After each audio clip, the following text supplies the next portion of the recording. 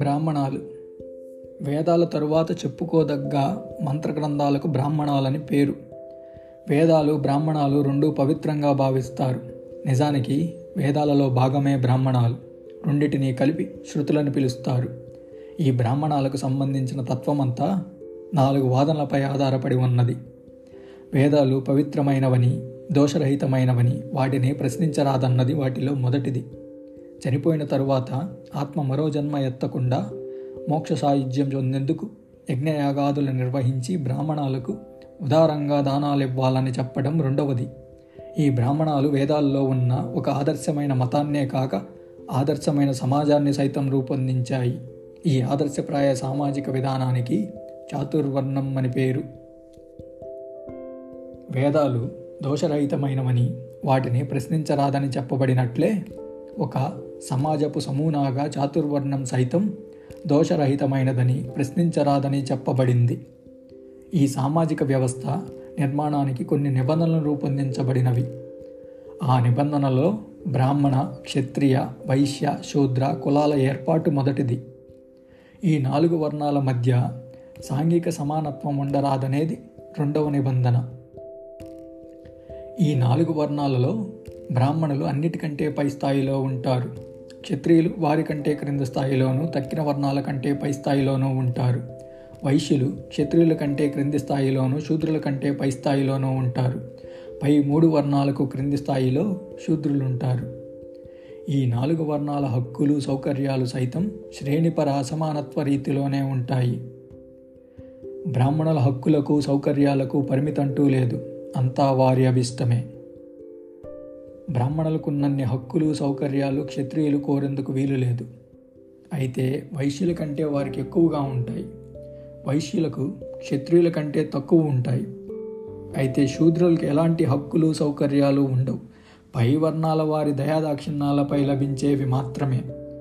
వారు మారు మాట్లాడకుండా స్వీకరించటమే వారి గౌరవ హక్కు. ఈ చాతుర్వర్ణ సిద్ధాంతంలో వృత్తి విభజన మూడవది. జ్ఞాన సముపార్జన, శాస్త్రబోధన, మత విధులను నిర్వహించడం బ్రాహ్మణుల వృత్తి. యుద్ధాలు చేయడం క్షత్రియుల వృత్తి. వ్యాపారం చేయడం వైశ్యుల వృత్తి. పై 3 వర్ణాల వారికి సేవ చేయడం శూద్రుల వృత్తి. ఏ వర్గం వారు ఆ వృత్తినే నిర్వహించాలి. ఎలాంటి పరిస్థితుల్లోనూ ఒక వర్గం వారు మరో వర్గం వృత్తిలోకి జొరబడరాదు. శాస్త్రాధ్యయనానికి సంబంధించినది 4వది. బ్రాహ్మణులు, వైశ్యులు, క్షత్రియులు మాత్రమే శాస్త్రాధ్యయనానికి అర్హులు. విద్య నేర్చుకునే హక్కు శూద్రులకు ఎంత మాత్రమూ లేదు. అయితే ఈ హక్కు శూద్రులకే కాక పై 3 కులాలలోని స్త్రీలకు సైతం నిషిద్ధమే. 5వ నిబంధన జీవన విధానానికి సంబంధించినది. జీవితం 4 దశలుగా విభజింపబడినది. మొదటిది బ్రహ్మచర్యం, రెండవది గృహస్థాశ్రమం, మూడవది వానప్రస్థం, 4వది సన్యాసం. 2వ దశలో వైవాహిక జీవనం గడపాలి. 3వ దశలో ఇల్లు విడిచిపోకుండానే సన్యాసి జీవనంతో పరిచయం, కుటుంబ బంధాలు, తెగదెంపులు జరగాలి. 4వ దశలో సమస్త బంధాలు విడనాడి దైవన్వేషణలో గడిపి కడకు ఆ దేవునిలో ఐక్యమైపోవాలి. అయితే ఈ 4 దశలపై 3 వర్గాలలోని పురుషులకు మాత్రమే వర్తిస్తాయి. శూద్రులకు, స్త్రీలకు బ్రహ్మచర్య శ్రమం నిషిద్ధం. అలాగే సన్యాసాశ్రమానికి సైతం వీరు అర్హులు కారు. ఆదర్శప్రాయ సమాజం కొరకు దైవికంగా ఏర్పాటైనది చెప్పబడే ఈ చాతుర్వర్ణ సిద్ధాంతం ఇట్లా ఉంటుంది. వాస్తవంగా బ్రాహ్మణులే ఎంతో నేర్పుగా ఎలాంటి మార్పులు, చేర్పులకు అవకాశం లేకుండా రూపొందించారు. బ్రాహ్మణులకు చెందిన తత్వ విచారణలో 4వది కర్మ సిద్ధాంతం. పునర్జన్మ సిద్ధాంతంలో భాగమే ఇది. మరో జన్మలో ఈ జీవాత్మ ఎక్కడ రూపం ధరిస్తుందన్న ప్రశ్నకు కర్మ సిద్ధాంతం జవాబు. బ్రాహ్మణాలు ఇచ్చే సమాధానం క్రితం జన్మలో మనిషి చేసిన కర్మలను బట్టే ఉంటుందని, అనగా అతడి కర్మను బట్టి పునర్జన్మ ఉంటుంది. వేదాలు దోషరహితమైనవని, వాటిని ప్రామాణికతను ప్రశ్నించరాదన్న బ్రాహ్మణాల తొలి సిద్ధాంతాన్ని బుద్ధుడు తిరస్కరించాడు. దోషరహితంగానిదంటూ ఏదీ ఉండజాలదని, ఏ సిద్ధాంతము శాశ్వతమైనదని చెప్పేందుకు వీలు లేదని బుద్ధుడు వాదించాడు. ప్రతి సిద్ధాంతం మళ్ళీ మళ్ళీ పరిశీలింపబడాలని, అప్పుడే అది మరింత నిగ్గు తెలుగుతుందని అన్నాడు. మానవునికి సత్యం, అసలు సత్యం తెలియాలి. ఆ విషయంలో ఆలోచన స్వేచ్ఛ ఉండి తీరాలి. అప్పుడే మానవుడు సత్యం కనుగోగలుగుతాడు. వేదాలను ప్రశ్నించడానికి వీల్లేదనడం అంటే ఆలోచన శక్తిని, స్వేచ్ఛను అరికట్టడమే. దాని వలన సత్యాన్ని తెలుసుకునే అవకాశం నిరాకరింపడిందన్నమాట. ఆ కారణంగా వేదాలు దోషరహితమైనవని చెప్పడం బుద్ధునికి జుగుప్సాకరంగా తోచింది. యజ్ఞయాగాదులకు సంబంధించిన 2వ బ్రాహ్మణ సిద్ధాంతాన్ని సైతం బుద్ధుడు తీవ్రంగా వ్యతిరేకించాడు. యజ్ఞయాగాదుల పేర్లతో మూగజీవాల్ని అగ్నికి అర్పణ చేయటం త్యాగంగా వారు భావిస్తారు. త్యాగం మంచిదే, అయితే త్యాగం చేయటంలో భేదం ఉన్నది. పరుల హితం కొరకు తనకు కాకుండా చేసుకోవటం నిజమైన త్యాగం. కానీ తనకేదో మేలు జరగాలన్న స్వార్థంతో మూగజీవులను బలి ఇవ్వటం బూటకపు త్యాగం. బ్రాహ్మణాల యజ్ఞయాగాదుల్లో మూగజీవాలను బలి ఇచ్చి తద్వారా దేవుడు ప్రసన్నమవుతాడని భావించేవారు. దీనిని బూటకపు త్యాగంగా బుద్ధుడు ఖండించాడు. ఆత్మకు మోక్షం సిద్ధిస్తుందన్న వెర్రి భ్రమలతో అలాంటి బలులు నిర్వహించడం బుద్ధుడు తీవ్రంగా వ్యతిరేకించాడు.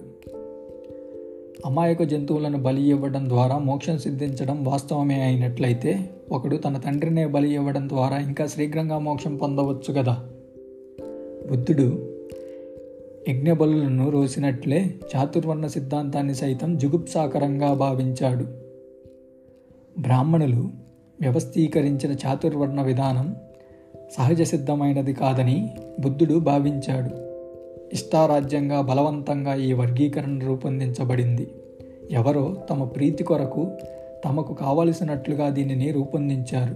అలాగాక బాహటము, స్వేచ్ఛాయుతము అయిన సామాజిక వ్యవస్థ ఏర్పాటు కావాలన్నాడు బుద్ధుడు. బ్రాహ్మణులచే వ్యవస్థీకరింపబడిన ఈ చాతుర్వర్ణ విధానంలో మార్పులకు ఎలాంటి అవకాశం లేదు. ఒకసారి బ్రాహ్మణుడైన వాడు అశాంతం బ్రాహ్మణుడే, క్షత్రియ వర్ణంలో పుట్టినవాడు క్షత్రియుడే, అదేవిధంగా శూద్రవర్ణంలో పుట్టినవాడు శూద్రుడే. పుట్టుకను బట్టే ఒకటి వర్ణం ఏర్పడుతుంది. గుణహీనుడికి తక్కువ స్థాయి కానీ, మహసద్గుణ సంపన్నుడికి ఉన్నత స్థాయి కానీ అసాధ్యం. వ్యక్తి యోగ్యతకు కానీ పెరుగుదలకు కానీ ఎలాంటి అవకాశమూ లేదు. ప్రతి సమాజంలోనూ అసమానత్వం ఉంటుంది. కానీ బ్రాహ్మణ మతంలో ఇది వేరు. వారు బోధించే అసమానత్వం అనేది వారి అధికారిక సిద్ధాంతం కానీ సమాజంలో సహజ సిద్ధంగా ఏదింటిది కాదు. బ్రాహ్మణ మతానికి సమానత్వంలో నమ్మకం లేదు, పైగా దాన్ని వ్యతిరేకిస్తుంది కూడా. ఒక్క అసమానత్వంతో ఇది ఆగలేదు. అసమానత్వం ఆరోహణ పద్ధతిలో రూపొందించబడటమే బ్రాహ్మణ మతపు అంతరార్థం. సమాజంలో సామరస్యం మాట అట్లా ఉంచి బ్రాహ్మణులు రూపొందించిన ఈ ఆరోహణ పద్ధతి అసమానత్వం వలనపై వాళ్లకు క్రిందివారి పట్ల ద్వేషం, క్రిందివారికి పైవారి పట్ల అసూయ ఏర్పడేలా చేసిందని, ఆ కారణంగా సమాజం సంక్షుభితమైనదని బుద్ధుడు భావించాడు. 4 వర్ణాల వృత్తులు కూడా స్వీకరింపబడనవి. ఎవరికిష్టమైన వృత్తిని వారు చేపట్టేందుకు ఎంతమాత్రమూ వీలు పడదు. నైపుణ్యంతో నిమిత్తం లేకుండా ఒకరు ఏ వర్గంలో పుడతారో వారు ఆ వర్గం వృత్తినే చేపట్టాలి. చాతుర్వర్ణ విధానంలో వృత్తి నిర్ణయ విధానాన్ని జాగ్రత్తగా పరిశీలించిన బుద్ధుడు బ్రాహ్మణులు తప్పుగా స్వార్థ బుద్ధితోనే ఈ సామాజిక విధానాన్ని రూపొందించారని గ్రహించాడు. ఇది అందరి ప్రయోజనాన్ని పరీక్షించగా పోవటమే గాక అందరికీ క్షేమాన్ని పెంచేదిగా అసలే లేదని కూడా తెలుసుకున్నాడు. ఇది దుర్బులను త్రొక్కిపెట్టి వారిని తమ ఇష్టానుసారం వాడుకోవాలన్న దుర్బుద్ధితో ఏర్పాటు చేశారని కూడా తెలుసుకున్నాడు. బ్రాహ్మణులు రూపొందించిన కర్మ సిద్ధాంతం ఫలితంగా పీడితులు తిరుగుబడే మనస్తత్వాన్ని కోల్పోయారు. గత జన్మలో తాము చేసిన కర్మానుసారం ఈ జన్మలో ఈ దుస్థితి కలిగిందని బాధితుడు భావిస్తున్నాడు. తన హీన స్థితికి మరెవ్వరూ కారకులు గారని నమ్ముతున్నప్పుడు తాను తిరుగుబాటు చేసేందుకు వీలుండదని వాస్తవాన్ని కూడా బుద్ధుడు గ్రహించాడు. శూద్రులు, స్త్రీలలో ఈ మానసిక వైకల్యం బలంగా ఏర్పడిపోవటంతో వారు వ్యవస్థపై తిరుగుబాటు చేయలేకపోయారు.